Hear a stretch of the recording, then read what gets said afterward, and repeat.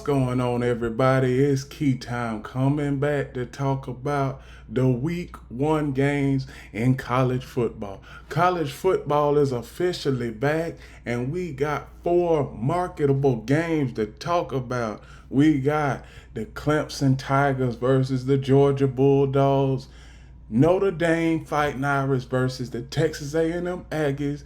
We got LSU versus USC, and we also got Florida versus Miami. Now let's get into the show. The first game I want to talk about is Georgia versus Clemson. So as we are looking right now, Clemson, they had a good offense last season in 2023, but the defense had trouble. You see, with the offense, they averaged 29.8 points per game.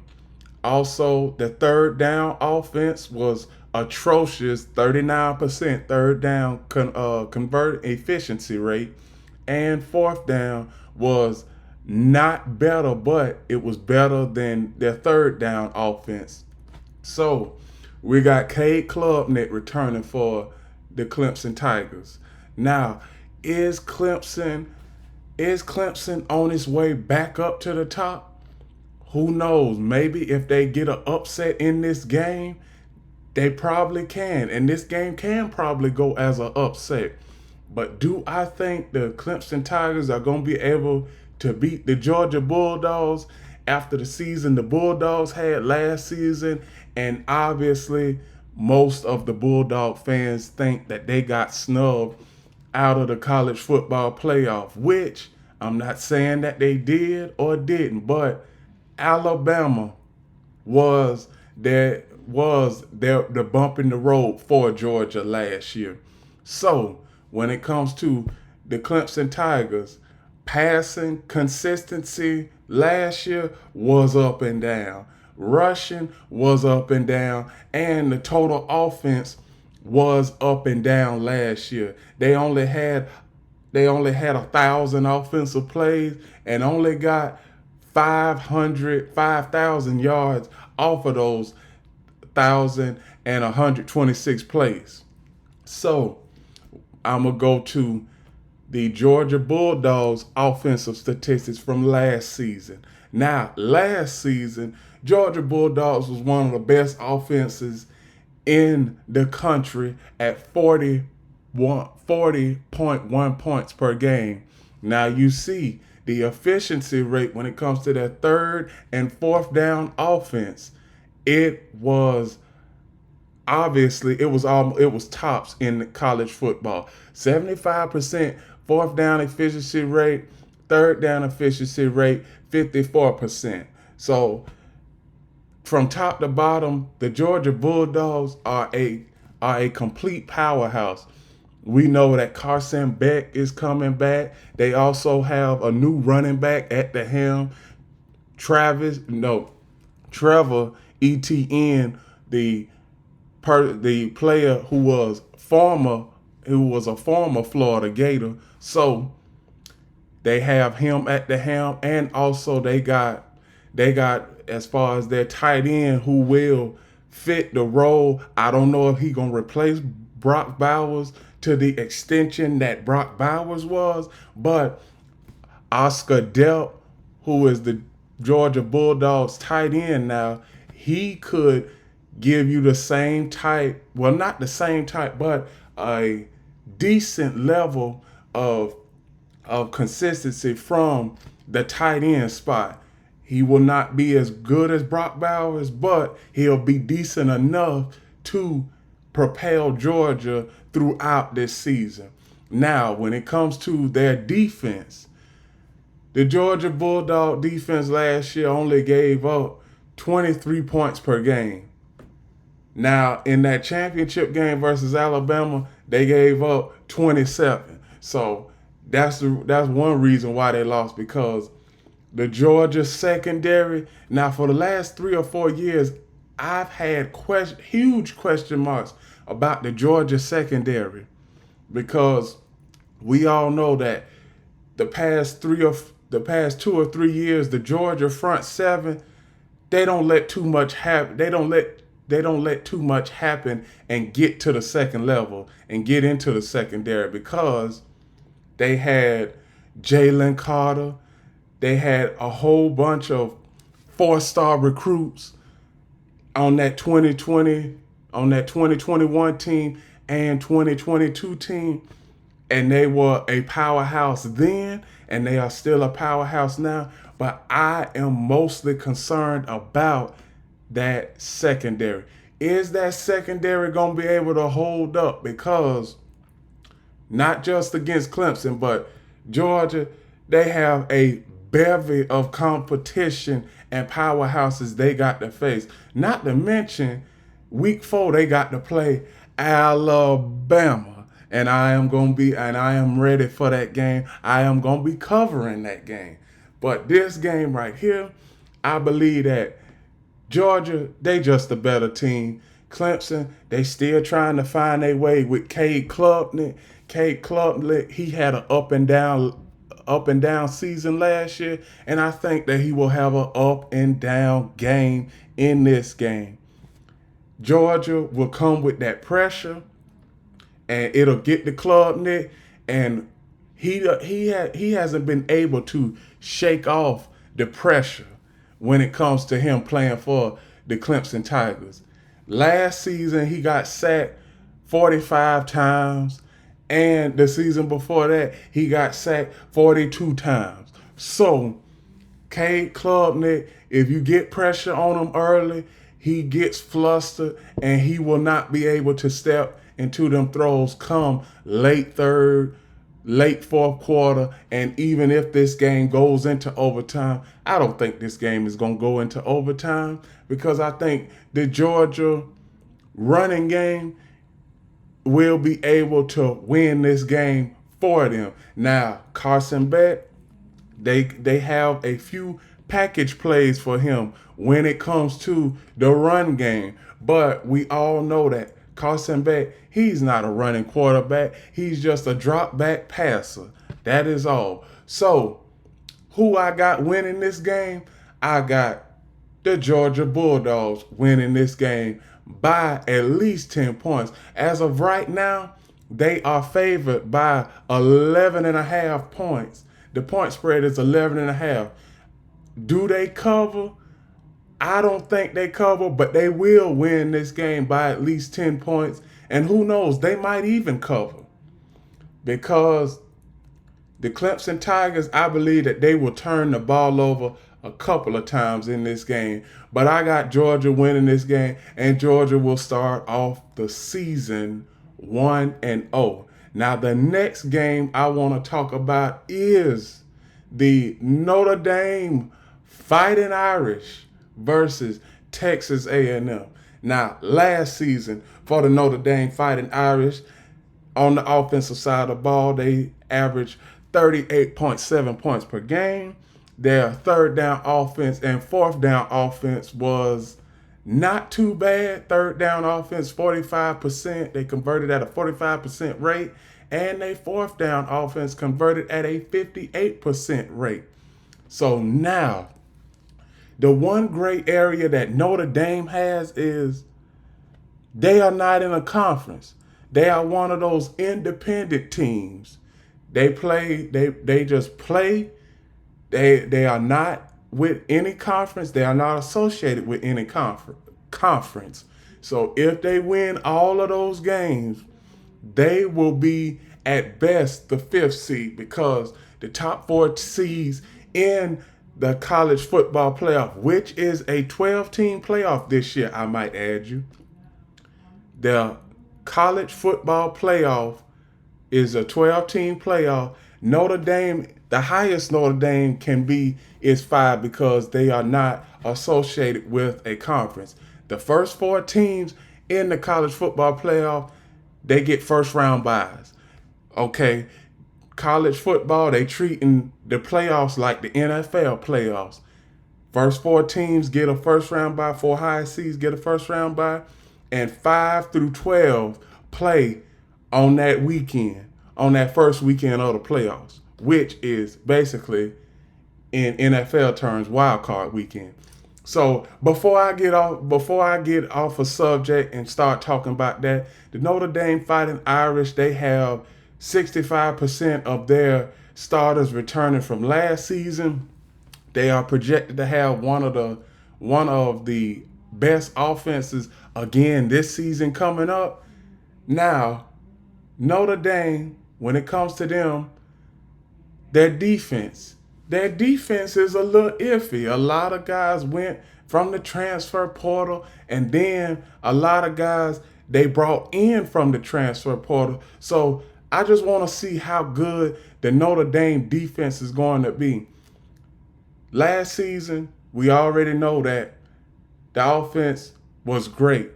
Defensively, rushing game, stopping the run, they wasn't all too great. So can they stop the run against Texas A&M? We will see. And also, total offense. Last year, they didn't have a whole lot of offensive plays. They only had 824 offensive plays and also penalties. They were one of the best teams in college football at the least amount of penalties when it comes to penalties from game to game, and also turnover ratio. They were one of the best in that. Now on to Texas A&M Aggies and College Station. Now Texas A&M, they had a good season. No, they did not have a good season last year. Last year it was atrocious for Texas A&M, but they came on strong. The last 3 games of the season, they won the last 3 games of the season. The offense averaged almost 33 points per game, but when it comes to that defense, I always say defense can get you in the playoffs, and defense wins you championships. Now, when it comes to third down offense for Texas A&M Aggies and third and fourth down offense, they had they didn't do too great in third down offense. 43% efficiency rate on third down. And fourth down, they were a whole lot better. 60% efficiency rate. Now, when it comes to the offense, rushing yards, they almost cracked 2,000 yards in the rushing game, and now they had 3.9 yards per attempt. Now, when it comes to the offense had a good game, had a good season last year. But now you got a new head coach, Mike Elko. He's a defensive guy. He came from Duke. I've been looking at Mike Elko for the last 3 years. He revived that Duke defense, and he is going to revive Texas A&M. Not only on the defensive side, but the offensive side. Now these players that Texas A&M have that are returning, I believe that they are going to have a breakout game this game and obviously throughout the entire season. So who do I have winning this game? I got Texas A&M winning this game in an upset because we all know what Notre Dame has, but Notre Dame is going on the road to College Station, and we know how loud College Station can get because they got the 12 man and everything is going against them. Texas A&M, they are at home. They got the crowd on their side, and I think Texas A&M will win this game. And the point spread for this game is 4.5. Now, do I think Texas A&M gonna cover? I think Texas A&M gonna cover, and I think that Texas A&M is going to win this game. But I wouldn't be surprised if Notre Dame wins in a blowout, because that's the only way Notre Dame is going to win this game, in a blowout. Texas A&M, new season, new head coach, first game of the season, and they want to give their fans something to cheer about going into next week's game. So that's all I have on the Notre Dame Texas A&M game. The next game I want to talk about is the USC Trojans and LSU Tigers will be played in Las Vegas, baby. Now, one thing I'm going to say is both of these teams got something in common. They both had bad defenses. You had USC defense giving up 35 points per game, and you had the LSU defense giving up 37 points per game. When it comes to the offense, USC offense last season with Caleb Williams had averaged 41.7 points per game. Third down offense was not good at 43%. Fourth down offense was 61%. And also when it comes to running game, the running game, they had 4.8 yards per play. Passing game, they had 9.4 yards per play. But they got a new guy. Caleb Williams, he done went to the NFL. Now he playing for the Chicago Bears. Does USC have a chance at making the college football playoff? And does USC even have a chance at being a legitimate favorite throughout the season in their games? Now, when it comes to this game, USC is an underdog. Now, USC wasn't an underdog last season. They were an underdog last season. In about 3 or 4 games, they were an underdog. But most of the games that they have this year, I'm looking at them right now. I mean, I was looking at their schedule last night. Most of the games that USC has, they are an underdog. And I wouldn't be surprised if USC only won 7 games this year. I wouldn't be surprised. But as for this game, I'm going to tell y'all the LSU offensive stats because I just went over the defensive stats for both teams.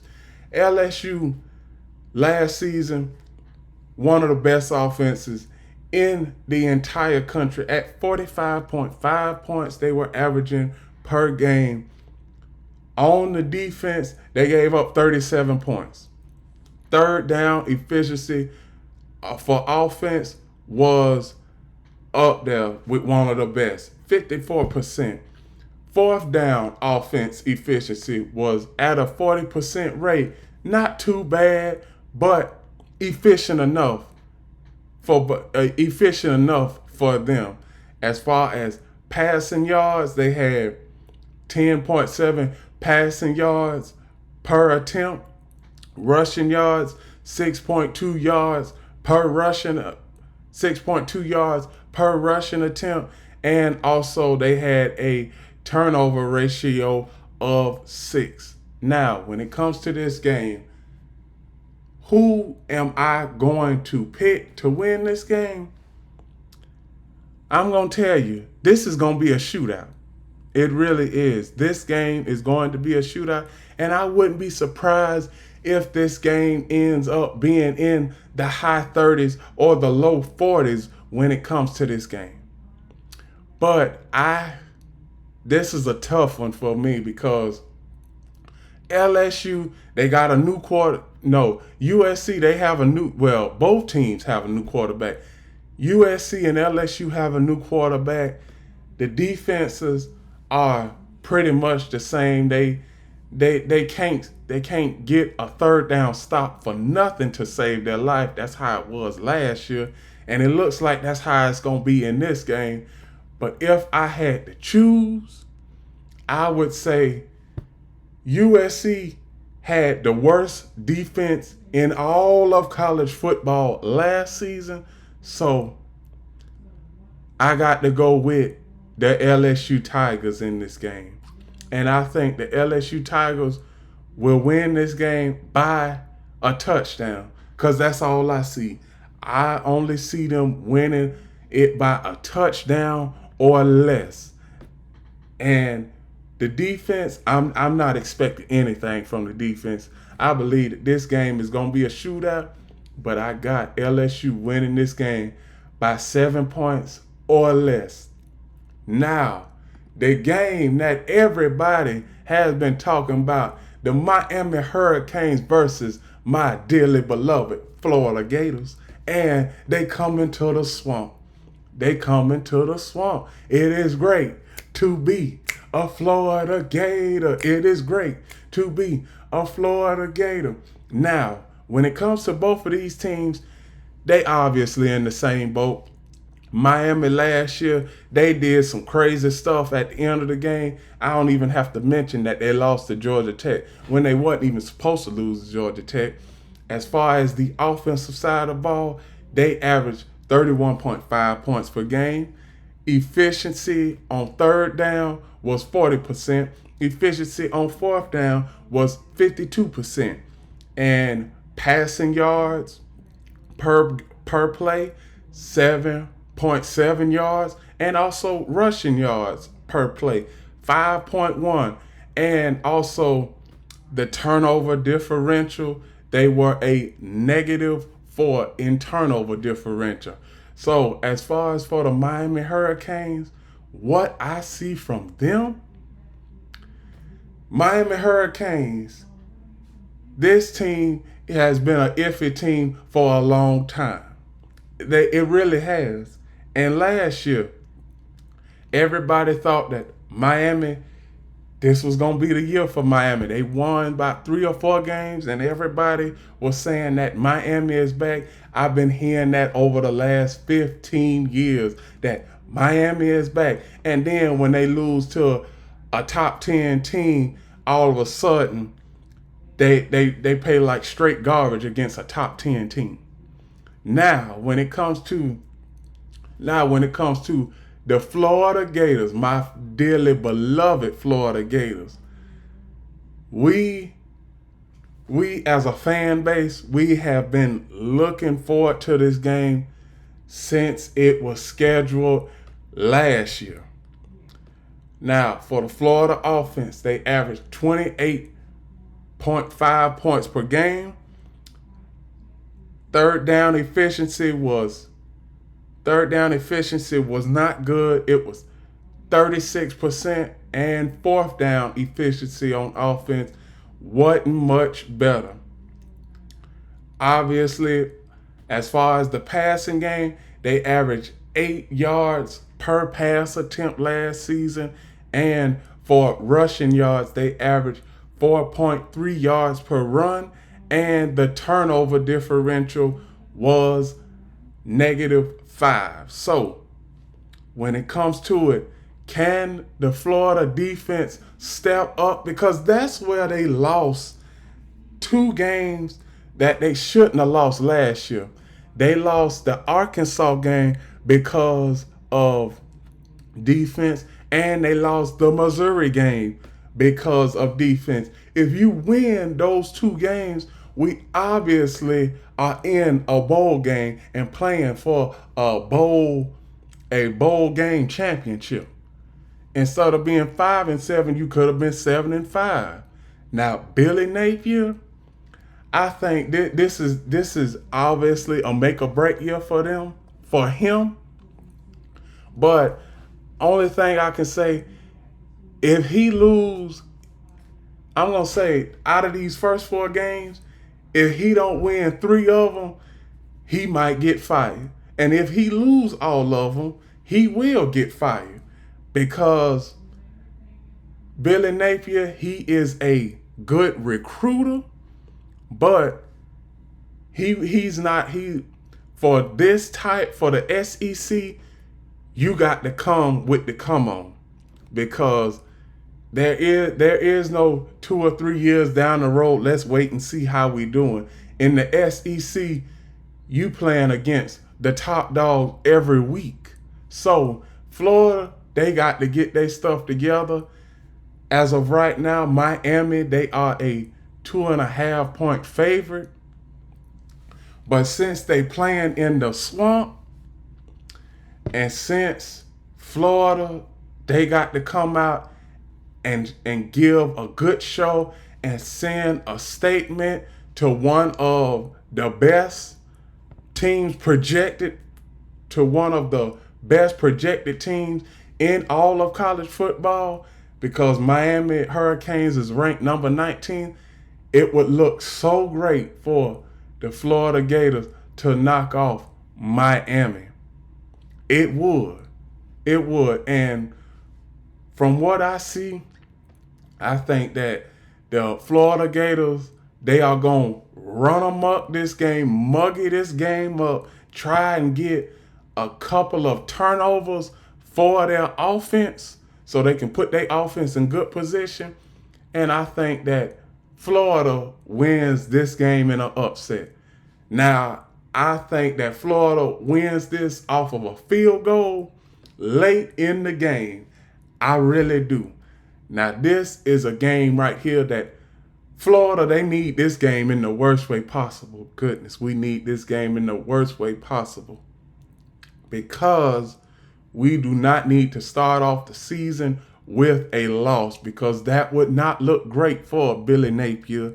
And when it comes to this team, we got some good players. We got on the front seven, the defensive front seven, it is better than last year, and the offensive line is going to be better than last year. We got Graham Mertz coming back. We got Eugene Wilson, the best wide receiver on the Florida Gators. Now, when it comes to Eugene Wilson, you got to keep him in touch with the game. I do not want to see Eugene Wilson come late in the fourth quarter. He only got 5 catches for 29, 37, or 97 yards, because he ain't putting his imprint on the game. You need Eugene Wilson and Montrell Johnson to put their imprint on the game. Also, Florida's defense, they had trouble getting off the field last year. On third down, when they would get off the field, most of the time it would be a penalty that would keep the defense on the field. So, third down defense, get off the field and play. When you hear the whistle, stop playing. Do not get any penalties, because penalties, that is what hurt the Florida Gators last year. But as for this game, I got my Florida Gators upsetting the mighty Canes. And let's go, Florida. Let's go, Gators. Let's get an upset to start off the season. The Gator chomp. Let's keep on chomping, Gators. And that is how I am going to end this show. And with that, that is my prediction for college football week 1.